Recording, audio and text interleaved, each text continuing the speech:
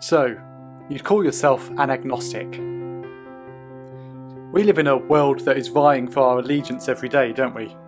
We're called to make decisions on all sorts of things. Are we McDonald's or Burger King people? Are we Remainers or Leavers? What do we think about lockdown? You see, after a few of these questions, it can be quite tempting to just dismiss the discussion with a shrug and an I don't know. It's just a subtle yet polite way of saying, go away. Just what us British lot are like, really, isn't it? See, to not know something is quite an attractive position to hold, isn't it? It sounds sensible. It sounds less arrogant than those people who seem to know everything. It shows we have a limit to our knowledge, and it means that we can stay friends with people no matter where they get their burgers from. To give this school of thought another name, it would be to call it agnosticism. Now that might be something you choose to call yourself, an agnostic, or it might be something you've just realised that you are as I've been speaking. Either way, if that's you, I hope that you're a particular kind of agnostic. What do I mean? Well, there's two kinds of agnostic. There's the ordinary agnostic who says you don't know anything for sure. Then there's the extreme agnostic, cool who says you can't know anything for sure. If you're the latter kind, well, there's no real hope for you. You see, if you cannot know anything for sure, you can't even know that. We have to agree that it's possible to know something, else we can't actually talk about it. So therefore we must say that we can know some things. But there are some things we just don't know about. That's totally fair. I'm agnostic about where in the world you'd find a pygmy hippo, for example. The issue is, the moment that we just have one piece of information, well, we can't genuinely claim to be agnostic anymore. If I was to take a moment to look at one book or article about where in the world I'd find a pygmy hippo, I wouldn't be genuinely agnostic about that topic anymore. It can be tempting to claim the agnostic card when it comes to religion. It doesn't cause any arguments over dinner. It doesn't cause your friends to think any different about you. What do you think about God? What do you make of Christianity? Oh, I don't know. So surely agnosticism is the best bet. Surely sitting on the fence is the easiest place to get the best view.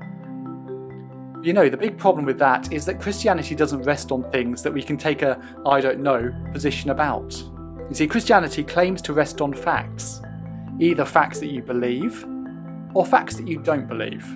You see, the issue with sitting on the fence when it comes to Christianity is, well, the fence isn't even there. Now, I want to encourage you to have a look at the Gospel of John. And if you were to take the Gospel of John and turn to the very first page, or load it up on your phone and scroll to the very first words, if you were to go down to the little number 18, let me just read that verse for us. It says this: "No one has ever seen God, the only God who is at the Father's side. He has made him known." You see, a man named John wrote this Gospel, and he claimed to be someone who knew God. In fact, he claims to have walked and talked with God. And right here in his little book, he says that God has made himself known. That's his first-hand witness statement. Now, if that sentence had said only "no one has ever seen God," well, then agnosticism would have been the safest bet. I'm going to grant you that. But John, as a first-hand witness, says that God has been made known. Now let's try and be agnostic about that for a moment. In fact, let's put ourselves into a conversation with John. "Hi, I'm John. Did you know no one has ever seen God, the only God who is at the Father's side? He has made him known." "Oh, hi John, nice to meet you. You know, I don't know." See, that wouldn't be being agnostic, would it? That would actually be making a decision based on John himself. I'd be calling John a liar. Do you just see how that fence is gone? Either we have to believe John or we don't believe him. I don't know just doesn't cut it. Agnosticism is impossible because ultimately a decision is unavoidable. Now, there's two routes we can take at this point. We can either be honest or dishonest with ourselves. What do I mean? Well, an honest agnostic or an honest doubter will admit that they need more evidence. At the moment they don't believe John, but they want to know more, and therefore they're going to go and investigate. An honest doubter won't leave things there. On the other hand, a dishonest doubter will say they don't know because they don't want to know. In that case, you won't be able to find God for exactly the same reason that a thief can't find a policeman. If you know that you're being dishonest with yourself, well, I'm sorry, there's nothing more I can do for you. But since you're here and you're still listening, I'm going to assume that you are being honest. And in that case, can I challenge you? Can I challenge you to read this Gospel of John? This Gospel that you can either get in a book or you can load up on your phone. In fact, if you know a Christian, I can promise for you that they will take you out and buy you a coffee at the moment that this lockdown is over. I can even guarantee they're going to pay for you. You can forward them this video and tell them that I've said that. There you go. The preacher has said it, now you have to go and do it. See, it's only going to take a few moments of your time and you're going to get a free coffee out of it. There's nothing to lose. In fact, it's even better than being a dishonest doubter. You're going to get a coffee and you're not just rejecting it by being lazy. You'd have to be pretty lazy to reject free coffee, wouldn't you? But back to what I was saying before. You see, once we know something, well, we can't genuinely be agnostic anymore. We may say, really? But what we can't do is remain neutral.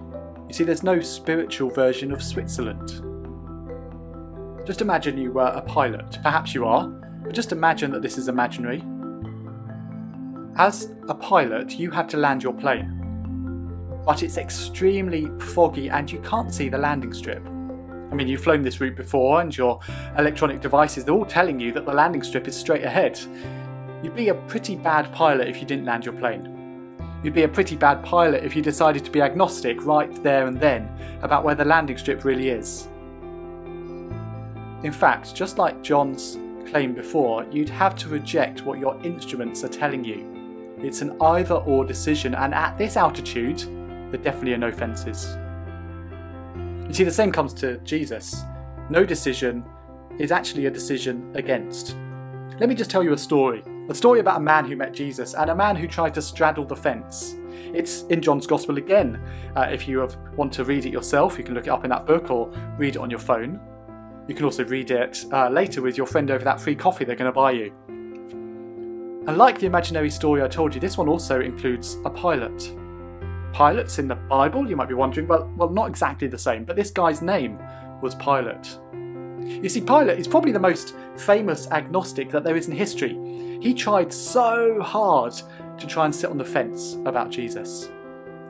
The issue was that he had to make a decision about the man he had in his dock. In fact, when you read it, you'll probably find it hard to not feel that it's Pilate himself who is on trial. So the Jewish leaders, they've just brought in this Jesus guy to Pilate, and they claim he's been causing trouble, they claim he's been doing evil, and now they want Pilate to give him the death penalty. So the choice for Pilate is either life or death. And the issue for Pilate here is that after close investigation, he finds that this Jesus, well, he's done nothing wrong. He's totally innocent of any crime. So Pilate tries to wriggle out of a decision. On the one hand, he has an angry mob wanting death, and on the other hand, he has a totally innocent man. What would you do? Well, Pilate figures to himself, I have another guy in the jail at the moment, one who's done far worse than this man. In fact, he's an enemy of the people, he's an insurrectionist, he's a murderer. What a slam dunk this would be. So he tries to change the conversation or change the topic somewhat. Surely the people would much prefer the death of this clearly guilty guy. But no, Pilate's deal is rejected, not much unlike politicians of our day. See, the job doesn't get any easier with time. The people want Jesus dead. Pilate's perch is becoming a bit wobbly in the argument, but he tries to stay on it. Okay, he thinks to himself, let's flog this Jesus guy and maybe then people will move on. So that's what he does. After doing so, Pilate brings the man out and says to the people, you know, I find no guilt in this man. Surely that will do it. I can go back to sitting on my fence, Pilate thinks to himself. Instead, the cry, crucify, crucify, comes back his way. Come on, Pilate, just make a decision. See, agnosticism is not the safest bet for poor Pilate. He's been being pulled in all sorts of directions. So he heads back into his headquarters and tries to find something to pin on Jesus to make his decision easy. Pilate is at least being an honest doubter here. It's then that Pilate is given exactly the same information that we had at the start. The same thing we saw John tell us right at the beginning, Pilate realises that Jesus is saying that he's God. See, if Jesus really is the Son of God, then Pilate must let him go. Well, more than that, if Jesus really is the Son of God, well, Pilate should be bowing down to him. Pilate sits. He sits down to render his judgment. Either Jesus is God and Pilate needs to throw this whole kangaroo court out, or Jesus is lying and Pilate needs to execute him. Life or death. And with that, Pilate makes his announcement. And like all good pilots, well, he has to land somewhere. The fence is non-existent. Sorry, I don't know is not a safe bet for Pilate. So in the end, Pilate gives in to the crowd. The decision has been forced on him by not deciding for Jesus. Well, he has to decide against him. Pilate has tried to stick his fingers in his ears. He's tried to ignore everything around him. But this is an either-or question. There's no room for wiggling.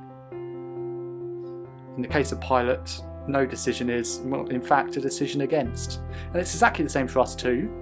Either we believe what Jesus said about himself or we don't. Either we trust John or we don't. I hope that if you do not trust what John says, you're still open to some more evidence. I hope you are honest rather than just using doubt as an excuse for laziness. It's easy for us to stick our fingers in our ears and try to live ignoring everything around us. The evidence is actually all around us. In fact, that Gospel of John that you can pick up or you can read on your phone, it's all part of that evidence. So can I challenge you? Can I challenge you to take a look at it? You mean it's only going to take a couple of hours to read the whole thing. I don't mind when you read it, I don't mind where you read it, but please do read it. See, that book, it's been studied, examined, scrutinised, debated for millennia, and it's held up. Millions upon millions have read that book and decided that it's actually true.